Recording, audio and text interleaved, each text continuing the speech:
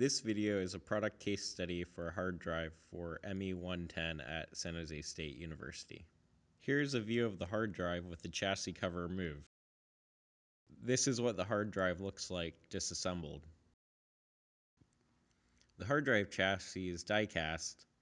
Evidence of this is in the draft lines in the smooth part finish, as well as the manufacturing date insert. This part is also post-machined. Alternative methods of manufacture could be sand casting or CNC machining. 3 of the following parts were stamped: the chassis cover, which has formed features, the disc clamp, and the actuator bracket.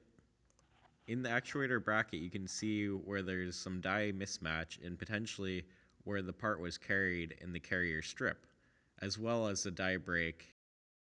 These stamped parts could have been laser cut then formed after, or even created on a turret press.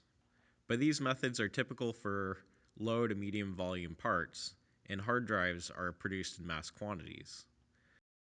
The recording discs are made out of aluminum. They have a special plating that allows them to record magnetic fields. The hard drive has one PCB with a lot of small surface mount components.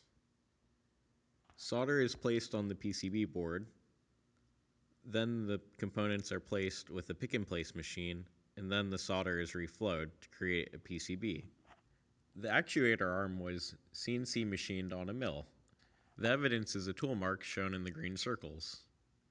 Alternatives could have been die casting, but because of the part geometry, die casting might be hard.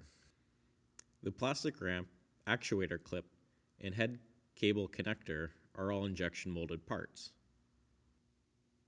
Evidence of this is injector pin marks and gate, as shown.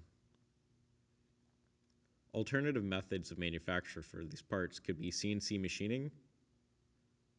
The trade-off is that these parts are rather complex and would take a long time to machine. The PCB gasket is die cut.